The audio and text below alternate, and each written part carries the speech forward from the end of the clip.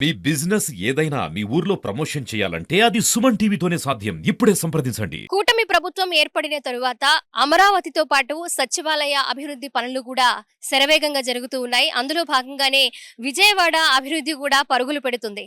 ఈ నేపథ్యంలో ఈ రోజు తెల్లవారుజామున సచివాలయం వెలగపూడిలోని సచివాలయం 2వ బ్లాక్‌లో అగ్ని ప్రమాదం సంభవించడం కొంత ఆందోళన కలిగిస్తున్న అంశంగా కనిపిస్తూ ఉంది.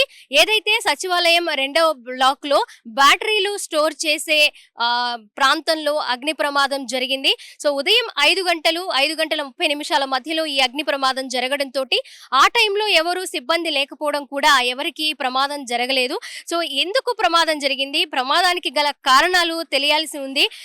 ఆ టైంలో ఎవరు లేకపోవడం కూడా ఎందుకు జరిగి ఉండొచ్చు అనే అంశాలపై కూడా ఒక క్లారిటీ లేకుండా ఉంది. కాకపోతే ఏదైతే సచివాలయం 2వ బ్లాక్‌లో ఈ అగ్ని ప్రమాదం జరిగిందో అదే బ్లాక్‌లో ముఖ్యమైనటువంటి మంత్రులు పవన్ కళ్యాణ్ గారు కావచ్చు, అలాగే ఇంకొంతమంది ముఖ్యమైన మంత్రులందరూ కూడా అదే బ్లాక్‌లో ఉండడం కాస్త అనుమానాలకి తావిస్తూ ఉంది. ఏదైతే ఈ అగ్ని ప్రమాదానికి సంబంధించిన కారణాలను పూర్తిగా తెలుసుకోవాలని ఇప్పటికే ముఖ్యమంత్రి చంద్రబాబు నాయుడు గారు కూడా అధికారులకు ఆదేశాలైతే జారీ చేయడం జరిగింది.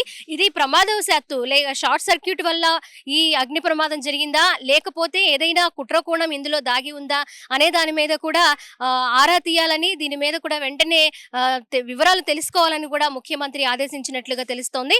మొత్తానికి ఈ టైంలో ఎందుకంటే ప్రతి బ్లాక్ కొన్ని బ్లాక్లు అయితే ఆల్రెడీ కంప్లీట్ అయిపోయాయి. ఈ నెల 13వ తారీఖున మళ్ళీ ఈ సచివాలయం పనులు పునఃప్రారంభానికి పీఎం మోదీని కూడా ఆహ్వానించినట్లుగా మనకి తెలుస్తుంది. ఈ నేపథ్యంలో ఈ అగ్ని ప్రమాదం జరగడం సచివాలయంలో కాస్త కలవరానికి గురి చేస్తుందనే చెప్పాలి. పూర్తి వివరాలు మరి ఏదైతే అధికారులకి సీఎం చంద్రబాబు నాయుడు గారు ఆదేశాలు జారీ చేశారో ఆ వివరాలు తెలియాలంటే ఇంకొంత టైం మనకి పడుతోంది. ప్రస్తుతం అయితే ఎవరికి ఏ ప్రమాదం జరగలేదు అండ్ అలాగే ఏ ప్రాపర్టీ కూడా ఎలాంటి ఆస్తి నష్టం కూడా జరగకపోవడం, కేవలం బ్యాటరీలు మాత్రమే కాలిపోవడం అనేది కాస్త ఊరట కలిగిస్తున్న అంశంగా తీసుకోవాలి. కెమెరా పర్సన్ కృష్ణతో స్వాతి, సుమన్ టీవీ, విజయవాడ నుంచి.